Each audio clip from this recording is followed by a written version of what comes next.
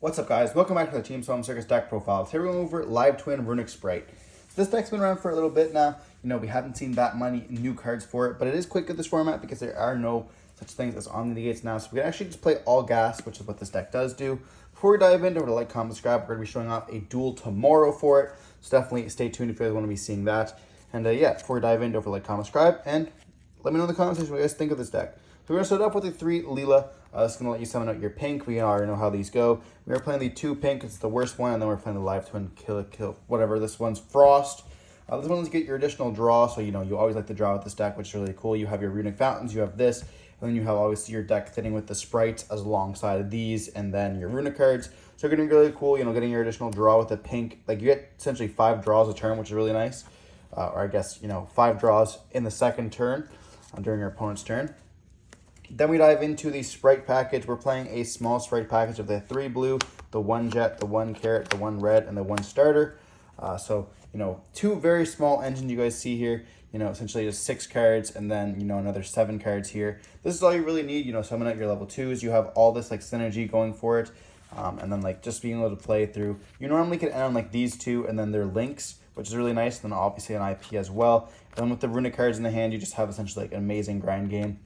Just going forward.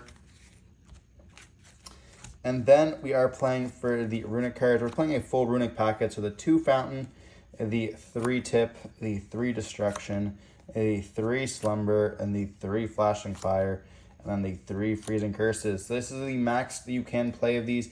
We're not playing any Dispelling. We're not playing any Smithing Storms. You don't really need to. This deck has 10 non-engine slots that we're going to be focusing on the cards that can actually destroy the meta. So, wanting to play a card that, when you add, you get to destroy, or you descend one, doesn't really do very much, alongside, the Smithing Storm. You don't want to be able to, send all the cards. While it is sometimes useful in a deck that, is a little bit slower, this deck, you're going to be essentially grinding and grinding and grinding. You're going to be gaining the card advantage with your Fountains alongside your copies of the, the Kill and then the Leela, being able to pop those cards, getting your, your actual uses, and, being able to grind out that game, getting the card advantages is really important in this deck. And then for our 10 non-engine slots, we are playing the 3 Ash. This is going to be a Joshua Smith, shout out, I guess. He does love his Runick and then his Ash Blossoms. But we are playing the 3 Imperm, the double Nib, and the double Talents as well to round this off the 40.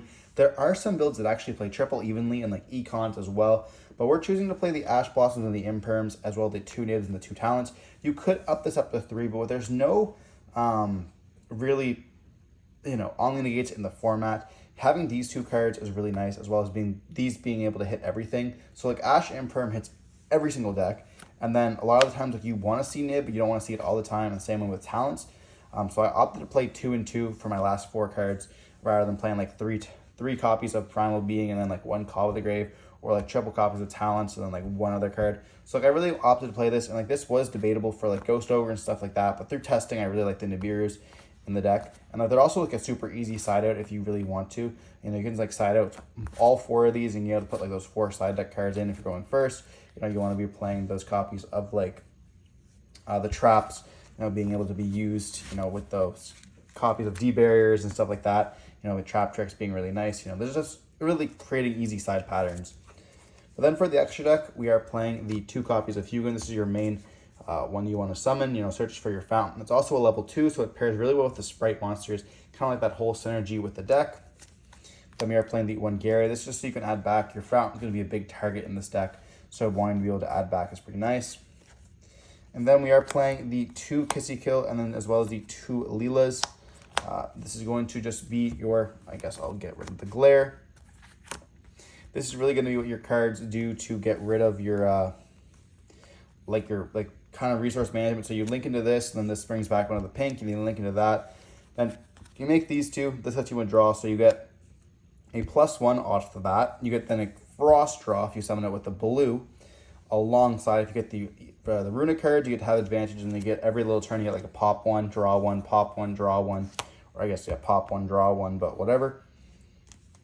And then we are playing the Trouble Sunny as well for that little Evil Twin package with the Runick cards, getting able to do both of them there if you're not locked into your level 2s. Now we are also playing for the other cards. We're playing the Nightmare Griffin. You can normally enter this as well if you really want to. It also goes with pairing well with the IP and the SP Little Knight. IP is ending on your field a lot of the time. Like you'll normally end on like an IP alongside with like a carrot or red, and then like one of these, which is really nice. But you do have to remember, if you activate this, you are locked into fiends from the extra deck, which is really important. So a lot of times you're gonna have to like force to go into a Nightmare Griffin. But there is a few locks you have to be careful about with this deck. Same thing with the Tri-Brigade version. But like being able to go IP and then going to an SP as a level 2, which are Link 2, is really cool. We also are playing the Muckraker for the Fiend lock. You know, being able to go for the Nightmare Griffin can be really nice. And then we also are playing the Sprint. I know a lot of players have cut this.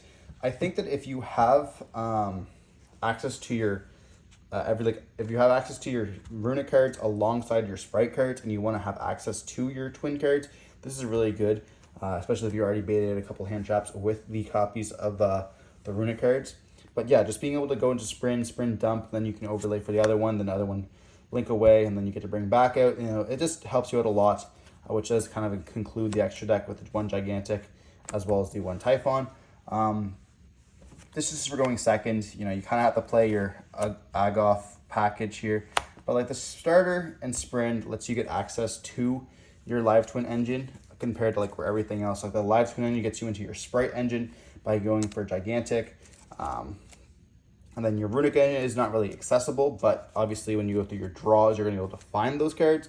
But it's kind of important like that they all mash up together, with like the Runick cards being level 2s for your sprint, as well as going to let you have access to other stuff. And the deck just kind of all just like fits together really well, which is really nice, which is why I wanted to be showcasing it off. It's really good, this format as well. So if you guys want to give it a chance, definitely give it a chance. If you guys want to be playing the Runick cards and the Sprite cards, they're a lot of people's fan favorite cards. So I wanted to be like showing it off once again. And yeah, we'll be showing you guys a video tomorrow on it. Playing in Sky Striker, which is really cool. The actual deck portfolio I saw the other day.